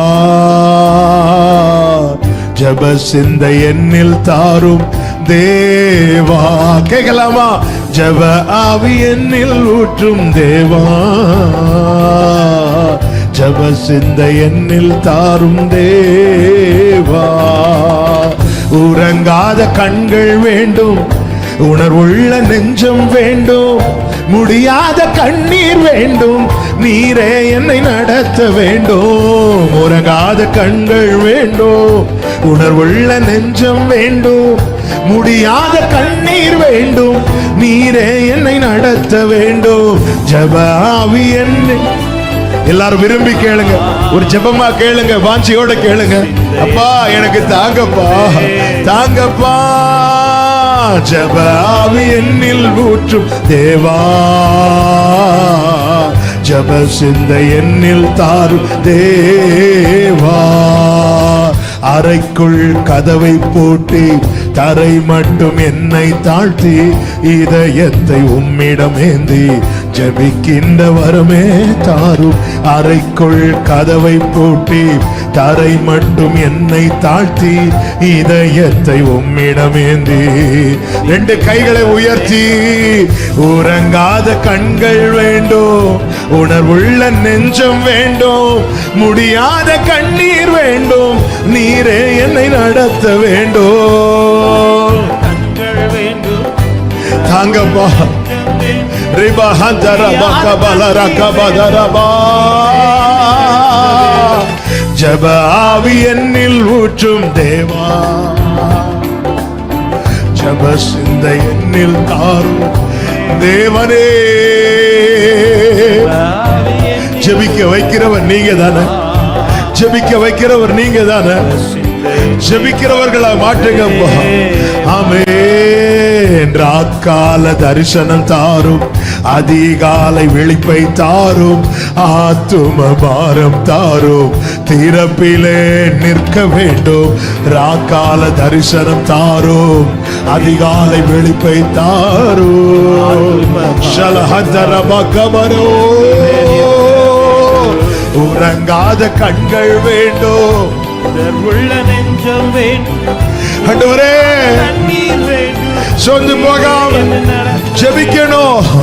ஜெபத்தின் அவசியத்தை உணர வைங்கப்பா. ஜெபிக்காம ஒண்ணுமே நடக்காது என்பதை புரிய வைங்கப்பா. ஜீவனுள்ள தேவனை ஆராதிக்கிறவர்களா இருந்தோம். எத்தனை பேர் இன்னும் ஜெபத்திலே தொய்ந்திருக்கிறார்கள், ஒரு வார்த்தை கூட ஜெபிக்க முடியாம இருக்கிறார்கள். இத்தனை காலம் விசுவாசிங்கன்னு சொல்லியும் ஜெப அனுபவம் ரொம்ப தொய்ந்து இருக்கிற அநேகர் உண்டப்பா. இந்த நிலை மாறட்டும், இந்த நிலை மாறட்டும். இயேசுவின் நாமத்தில் ஜெபிக்கிறோம். ஜெபத்தை குறித்த ஒரு உணர்வும் விழிப்பும் ஜனத்துக்கு உண்டாவதாக. தாழ்த்தி ஜெபிக்க, ஒவ்வொன்றையும் ஜெபித்து பெற்றுக்கொள்ள, போராடி ஜெபிக்க, உபவாசித்து ஜெபிக்க, எல்லாவற்றுக்காய் ஜெபிக்க கர்த்தர் சபைக்கு கிருபை செய்யும், அனுக்கிரகம் செய்யும். ஆண்டவரே நீர் எவ்வளவு நல்லவர், எங்களோடு பேசுகிற கிருபைகளுக்காய் நன்றி. நன்றி அப்பா, நன்றி அப்பா. ரிபா ஹந்தரபா ஷபலரபா உடரபலராஹ. ஜெப ஆவியை ஊற்றுவீராக, ஜெப ஆவியை ஊற்றுவீராக. ஜெப சிந்தை தாங்க. அதிகாலையில் எழுந்து ஜெபிக்க வைங்க ஆண்டவர். நண்பகல்ல ஜெபிக்க வைங்க, சாயங்காலத்துல ஜெபிக்க வைங்க, ராக்காலத்துல ஜெபிக்க வைங்க. நீர் எப்பொழுது உணர்த்துகிறீரோ அப்பொழுது உங்க சமூகத்திலிருந்து ஜெபிக்க வைங்க. உடரபா லகதரபா சந்தரபா லகடரா உரபலரா. சிறிய காரியங்களை கண்டு சோர்ந்திருக்கிற உள்ளங்களோடு நீர் பேசுறீர். இது செய்ய போகிற பெரிய நன்மைக்கான அடையாளம். இது செய்ய போகிற பெரிய நன்மைக்கான அடையாளம். ஜீசஸ், ஜெப ஆவி என்னில் ஊற்றும் தேவா, ஜெப சிந்தை என்னில் தாரும் தேவா. ஓரிலரஹந்தரபா, அறைக்குள் கதவை போட்டு எனக்கு ஜெபம், என் வாழ்க்கையில ஜெபமே இல்லை. ஆனா ஜெபம் எனக்கு தேவை. நான் ஜெபிக்கணும். நான் ஜெபிக்கிறவனாய் மாறணும். நான் ஜெபிக்கிறவளாய் மாறணும். அப்படி உண்மையா விரும்புறவங்க உங்க வலது கரத்தை உயர்த்து, உங்க இடது கரத்தை இருதயத்தில் வச்சு கேளுங்க. அவர் சொல்லி இருக்கிறாரே, நான் விண்ணப்பத்தின் ஆவியை கிருபையின் ஆவியை ஊற்றுவேன். அப்ப என்ன ஜெபிக்க வைங்க, என்ன ஜெபிக்க வைங்க. நான் பல நேரத்துல சோர்ந்து போய் ஜெபிக்காமலே விட்டு, ஜெபம் எவ்வளவு தேவையப்பா. நீங்க இன்னும் என் நாமத்தினால கேட்கலையேன்னு சொல்லி, நீங்க தரலையேன்னு சொல்லி நாங்க ஃபீல் பண்றோம். ஆனா நீங்க இன்னும் கேட்கலையேன்னு சொல்லி ஃபீல் பண்றீங்க. நாங்க கேட்கணும், ஜெபிக்கணும். நீர் எங்களை பார்த்து பலன் அளிக்கிறவர், நீ பார்த்து செவி கொடுக்கிறவர், எங்க ஜெபத்தை கேட்டு வாக்கு தருகிறவர், அடையாளத்தினாலே உறுதிப்படுத்தி எங்களை திருத்தி எங்கள் வாழ்க்கையில பலன் தருகிற நல்ல தேவன். உண்மையா ஜெபிக்கணும். உறங்காத கண்கள் வேண்டும், உணர்வுள்ள நெஞ்சம் வேண்டும், முடியாத கண்ணீர் வேண்டும். நீரே ஜெப ஆவி என்னில் ஊற்றும் தேவா,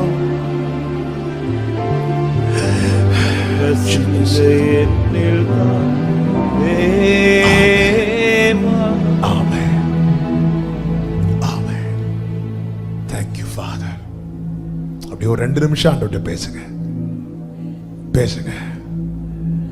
அழணும்னு தோணுச்சு, அப்ப சமத்தில் அழங்க. ஆவியானவர் இங்கே உலாவிக் கொண்டிருக்கிறது என்னால் உணர முடிகிறது. நீங்கள் எங்க இருந்து இதை கேட்டுக்கொண்டிருந்தாலும் இப்ப அப்பாட்ட பேசுங்க. நான் ஜெபிக்கணும், என்னை ஜெபிக்கிறவனாய் ஜெபிக்கிறவளாய் மாற்றுங்க. எலியாவை போல கர்மேல் பர்வதத்தின் உச்சியில எங்க ஜெப அனுபவம் இந்த மாதிரி ஏறணும் ஆண்டவரே. லாகாபா சாந்தரா பாலாரா உடரா ஹந்தரா ரியாந்தன ரேபோ லோகோதரோ உட ஹந்தரா தரரே ரிபபா பலரா மம மோஷிப்ரோலரி. ஆண்டவரே கிருபை தகப்பனே, கிருபை. ஜெபிக்க உபவாசித்து ஜெபிக்கணும். எந்தெந்த காரியங்களுக்காக உபவாசித்து ஜெபிக்க நீர் உணர்த்துகிறீரோ நாங்க வந்து உட்காரணும் உங்க சமூகத்துல. கர்த்தர் நல்லவர். சில காரியங்களுக்காக உபவாசித்து ஜெபிக்க உணர்த்துவாருங்க. சீஷர்கள்ட்ட சொன்னார் பாத்தீங்களா, இவ்வகை பிசாசு ஜெபத்தினாலும் உபவாசத்தினாலுமே அன்றி. சில காரியங்களுக்கு உபவாசித்து தான் ஜெபிக்கணும். அதை கர்த்தர் உணர்த்துவார். சில கடினமான காரியம் நம்ம வாழ்க்கையில பிள்ளைங்க வாழ்க்கையில வரும்போது ஆண்டவர் சொல்லுவார், நீ உபவாசம் பண்ணு. நம்முடைய ஆவியில் அது உணர்த்தப்படுவோம். உடனே போய் உட்கார்ந்துடணும் அப்பா சமூகத்துல. கர்த்தர் கிரியை செய்வார். உபவாசத்தினால சரீரம் தளர்ந்து போகும் சில நேரத்தில் உண்மைதான். ஆனா அந்த ஜெபத்தினால வான மண்டலம் தளர்ந்துரும். காரணம், பரலோகம் நமக்கு யுத்தம் பண்ணும்.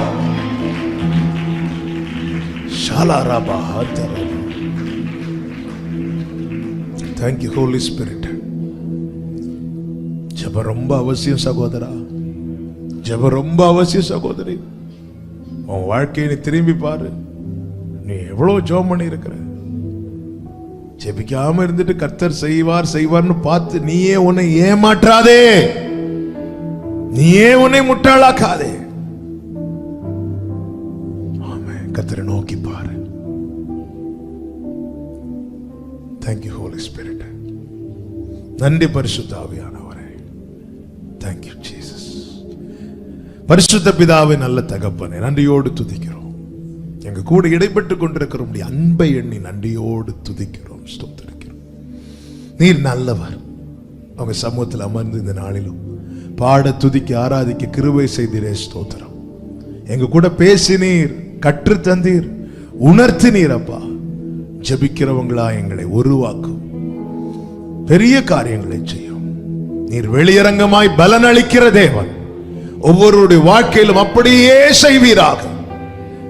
ஒரு அற்புதத்தை கட்டளை இட்டீர் என்று எசேக்கியா வாழ்க்கையை குறித்து பார்க்கிறோம். அப்படியே உடைய பிள்ளைகளுக்கு வார்த்தையினாலே நீ சொன்ன காரியங்கள் அப்பா அப்படியே கட்டளையிடப்படுவதாக. ஆசீர்வதியும். தேவ சமாதானம் கிருபை உடைய பிள்ளைகளை சூழ்ந்து கொள்ளட்டும்.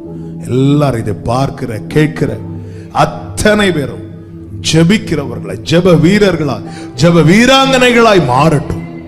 ஆசீர்வதியும். மகிமை கனம் எல்லாமும் ஒருவருக்கு செலுத்துகிறோம், இரட்சகர் இயேசு கிறிஸ்துவின் நாமத்தில் பிதாவே, ஆமென். சேர்ந்து சொல்லுவோம். என் ஆத்துமாவே கர்த்தரை ஸ்தோத்திரி, முழுவலுமே கர்த்தருடைய பரிசுத்த நாமத்தை ஸ்தோத்திரி. என் ஆத்துமாவே கர்த்தரை ஸ்தோத்திரி, கர்த்தர் செய்த சகல உபகாரங்களை மறவாதே. ஆமென். நம்முடைய கர்த்தராகிய இயேசு கிறிஸ்துவின் கிருபையும் பிதாவாகிய தேவனுடைய அன்பும் பரிசுத்த ஆவியானவருடைய ஐக்கியமும் சிநேகமும் பாதுகாவலும் நம் அனைவரோடும் எல்லா பரிசுத்தவான்களோடு கூட கர்த்தருடைய வருகை மட்டும் தங்கி இருப்பதாக. ஆமென். ஹalleluya. God bless you. கர்த்தர் உங்களை ஆசீர்வதிப்பாராக. ஆமென்.